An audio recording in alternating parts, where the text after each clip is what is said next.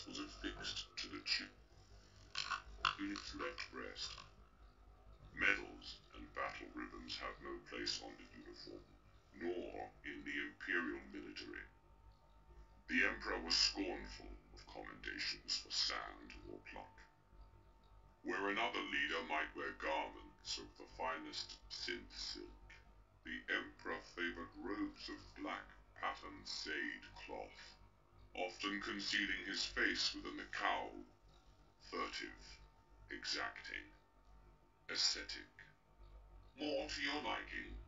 The droid asked, when its Cordwainer program had tasked the holoprojector to incorporate changes to the boots.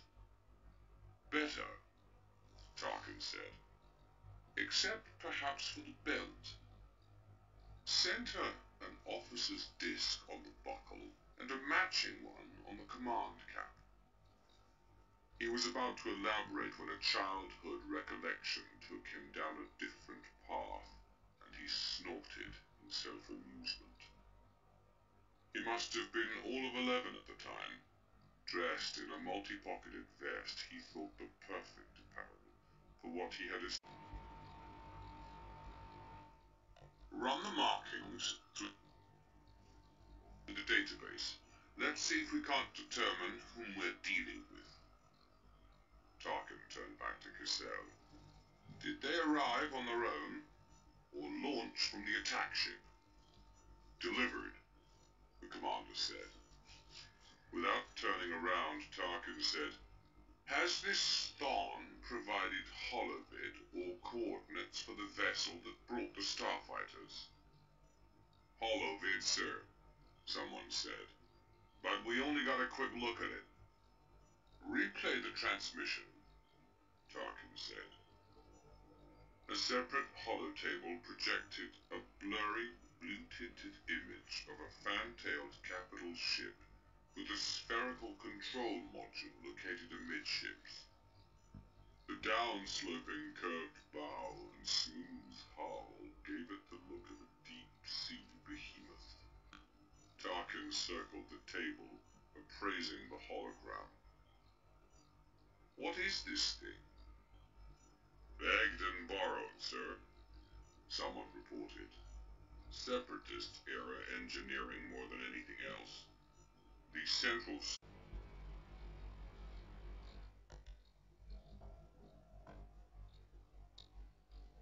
Sir, I have Rampart Station Commander Jai on the comm. Voice only. Tarkin gestured for Jai to be put through. Governor Tarkin, to what do I owe the honor? Jai said. Tarkin positioned himself close to one of the command center's audio pickups. How is everything at your depot, Lin? Better now, Jai said. Our HoloNet relay was down for a short period, but it's back online. I've sent a tech team to determine what went wrong. You have my word, Governor. The glitch won't affect the supply shipment schedule. I doubt that your technicians will discover any evidence of malfunction, Tarkin said. Instead of speaking to it, Jai said, and on your moon, Governor. As a matter of fact, we find ourselves under attack. What? Jai asked in patent surprise. I'll explain in due course, Lin. Just now we have our hands full. His back turned to the holoprojector table. Tarkin missed the event that drew loud groans from many of the staffers. When he turned, the warship was gone. Jumped to light speed before the Electron could get off a disabling shot, Cassell said. Disappointment pulled down the corners of Tarkin's mouth. With the capital ship gone, the remaining droid fighters could be seen spinning out of control. Even easier prey for the vertical-winged TIE fighters. A scattering of spherical explosions flared at the edge of space. Gather debris of any value, Tarkin said to Burke. and have it transported down the well for analysis. Snare a few of the intact droids as well, but take care. While they appear to be lifeless, they may be rigged to self-destruct. Burke acknowledged the command, and the hollow vanished. Tarkin looked at Cassell. Secure from battle stations and sound the all clear. I want a forensic team assembled to examine the droids. I doubt we'll learn much, but we may be able to ascertain the carrier's point of origin. He grew pensive for a moment, then added, prepare an after-action report for Coruscant and transmit it to my quarters so I can append my notes. Will do, Cassell said. A specialist handed Tarkin his duster, and he had started for the door when a voice rang out behind him. Sir, a question, if you will. Tarkin stopped and turned around.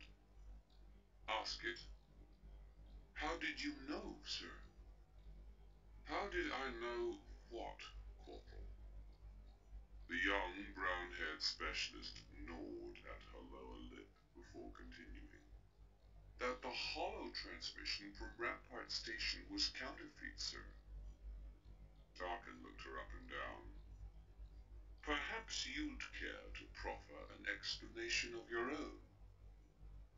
In the replay, the bar of interval noise you noticed, somehow that told you that someone had managed to introduce a false real-time feed into the local HoloNet relay. Tarkin smiled faintly. Train yourself to recognize it. All of you. Deception may be the least of what our unknown adversaries have in store.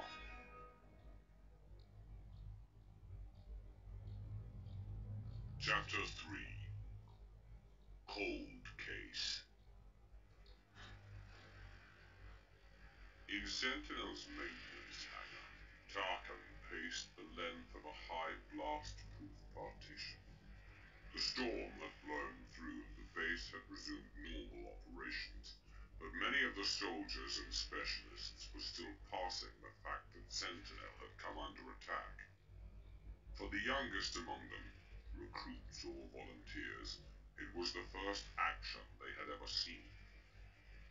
On the far side of a series of massive transparent steel panels set into the partition, several hazmat-suited forensic technicians were examining wreckage from the battle and running tests on 3 droid starfighters grasped in cradles suspended from tall gantries. Elsewhere in the hangar, load lifters and other droids were sorting through piles of debris. A tang of lubricants and flame-scorched metals hung in the air, and the noise level created by the labor droids was grating. As Tarkin had warned, many of the vulture droids had transformed into bombs on losing contact with the warship's central control computer. Regardless, Captain Burke's salvage teams had managed to recover a droid whose auto-destruct mechanism had been damaged during combat. Hung in walking configuration, with its blaster cannon lateral wings split, the 3.5-meter-long vulture looked less like its namesake scavenger than it did a long-legged alloy quadruped with an equine head. With the central nacelle open and the computer brain exposed and studded with instruments, the droid might have been undergoing torture rather than autopsy. The other 2 dangling captives, 3 armed fighters that mirrored the appearance of the species that had designed them, were similarly exposed and quilled with probes. Tarkin had lost count of how many back and forths he had completed, and was standing opposite the vulture droid when a decontamination lock in the partition opened and a tech emerged, removing the hood of his anti-rad suit and wiping sweat from his face and balding pate with a bare hand. Tarkin spun around to meet him halfway, What have you learned? Not as much as we hoped to, sir, the tech said. Analysis of data received by the command center's friend or foe indicator confirms that the capital ship is a downsized version of a separatist Providence-class cruiser carrier, modified with modules taken from CIS frigates and destroyers. Ships of the sort made a name for themselves during the war by jamming signals and destroying holonet relays. Parts of the ship's sensor array tower, which the Seps usually mounted aft rather than forward, appeared to have come from the cruiser Lucid Voice, which saw action at Quell, Ryloth, and in a couple of other contested systems. Tarkin frowned. How did the appropriation teams manage to miss confiscating that ship? They didn't, sir. Records show that the Lucid Voice was dismantled at the Bilbringi shipyards 4 years ago. Tarkin considered that. In other words, some components of that vessel went missing. Lost, stolen, sold. It's impossible to say. Other sections of the warship appear to have come from the Invincible. Tarkin didn't bother to mask his surprise. That was Separatist Admiral Trench's ship, destroyed during the Battle of Christophsis. Partially destroyed, in any case. The ship was modular in design, and the modules that survived must have been worth salvaging and putting on the open market.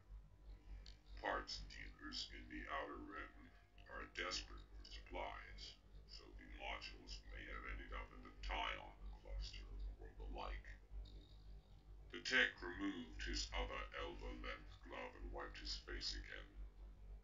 The Idelian scanner isolated 30 life forms, a crew of humans and near-humans, which is in keeping with the practice of placing sentients in command of most Providence-class ships.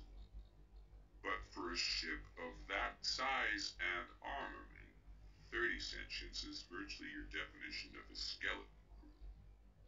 Sometimes these Seps substituted OOM pilot battle droids, and I'm guessing our skittish warship had some of those as well, because whoever cobbled the thing together retrofitted it with a rudimentary droid control computer, possibly a redundant comp of the sort you used to find on first-generation Trade Federation lucre hulls. Whoever, as you say, Lucid Voice was built by the Quarren Freedak Volunteers Engineering Corps, much to the displeasure of the Mon Cals, who share their planet with the Quarren. We're checking to see if QFD, or their erstwhile partners, Panadox, might have supervised the reassembly. Trade-fed and separatist technology has been showing up lately in the corporate sector, so we're also looking into the possibility that the ship was built there. The headhunter starfighters seen in the holovid could have come from anywhere. TTRs are produced in the Senex, but it's not uncommon to encounter them in this sector of the Rim. Tarkin nodded and motioned toward the hangar. The droids. The specialist turned to face the viewport. This to the vulture. Same fuel slug propulsion, same weapons system. Alphanumeric identification indicates that this one belonged to a Confederacy battle group known as the Grievous Legion, and also managed to find its way onto the black market. So it appears, sir. Tarkin moved farther down the partition, and And the Tri-Fighters? Unremarkable, but we've no evidence regarding their origin. Not yet, anyway. Tarkin forced an exhalation through his nose. Were you able to retrieve data regarding the warship's point of origin? The specialist shook his head. Negative, sir. The memory modules of the droids don't log jump information. All right, Tarkin said after a moment. Continue with the analysis. I want every weld and rivet investigated. We're on top of it, sir.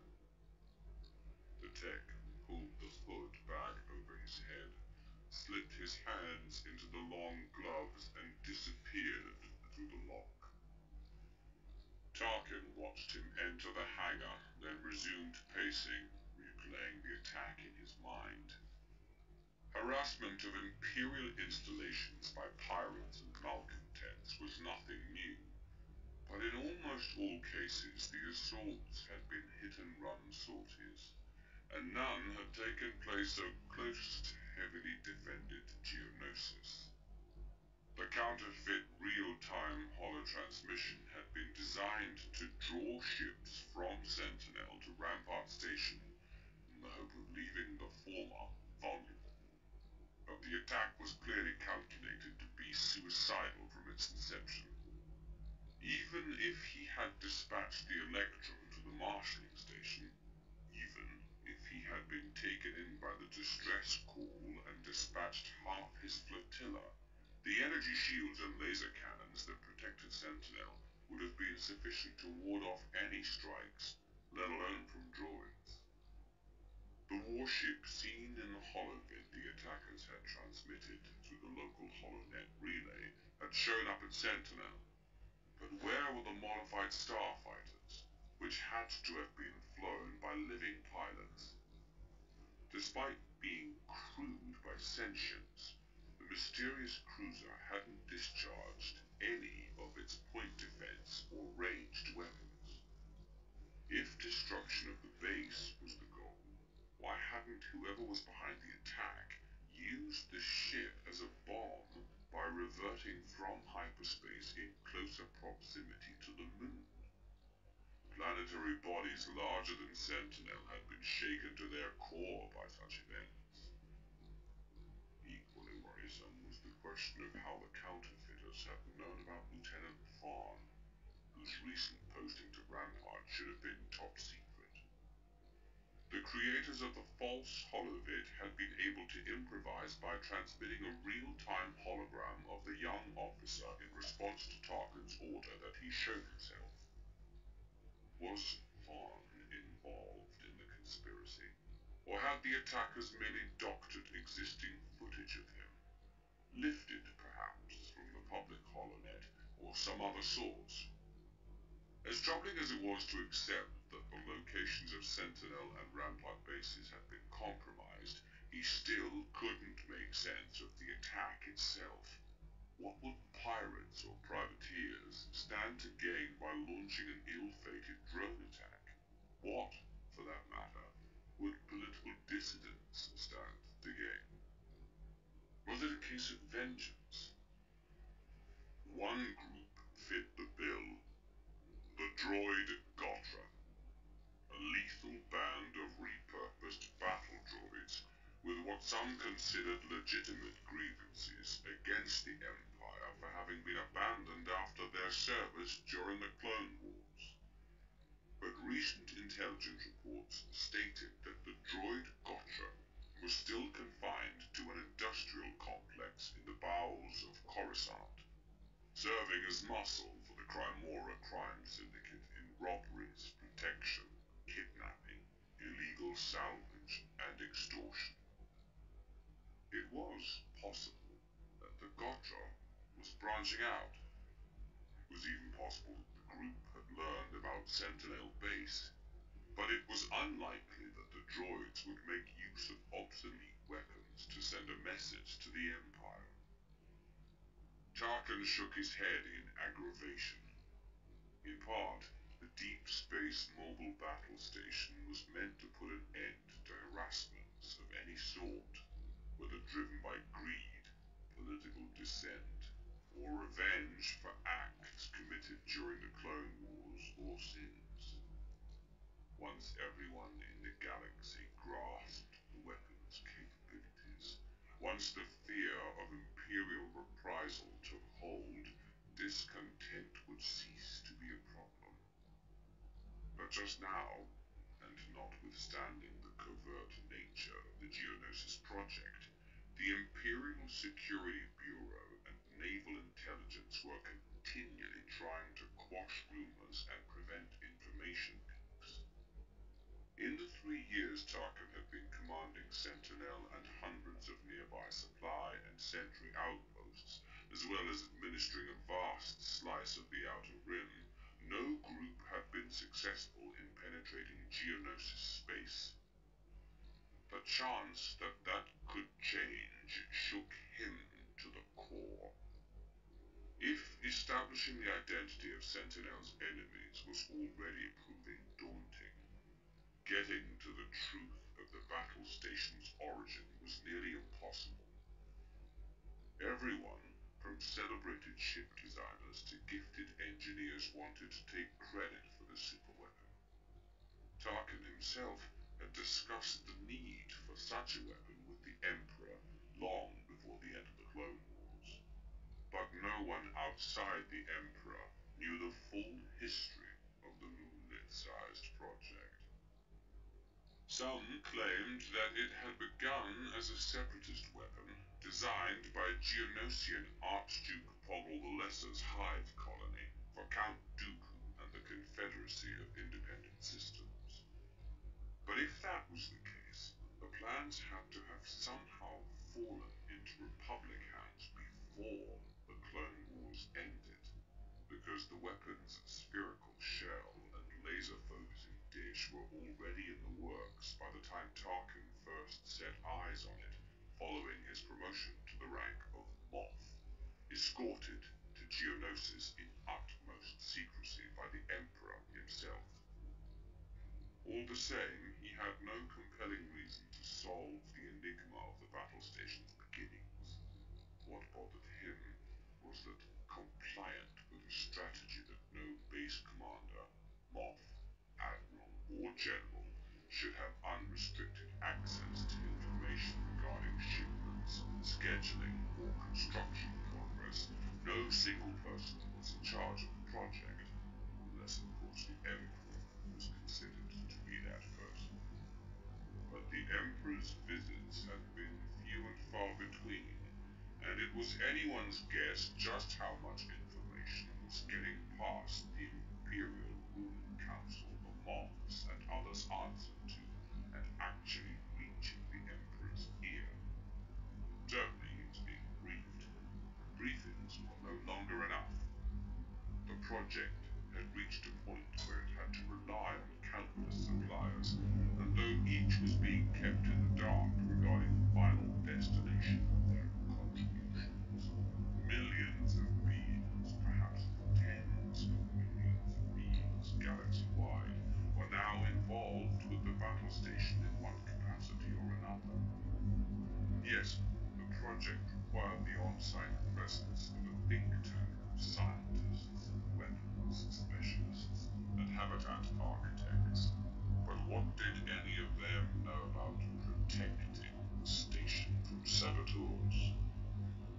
If Tarkin had his way, and at this point it was uncertain he ever would, he would adopt the hegemonic arrangement that was in place on Coruscant and elsewhere, and appoint an overseer to coordinate all construction and defense considerations. A single overseer to whom others would answer, or be damned if they didn't. If whoever was responsible for the dubious attack on Sentinel was simply hoping to get his attention, then that part of the plan had succeeded, for in the end he was left with more questions than answers. His restless pacing subsided as his adjutant hurried into the maintenance hangar's safe area. A communique from Coruscant, sir.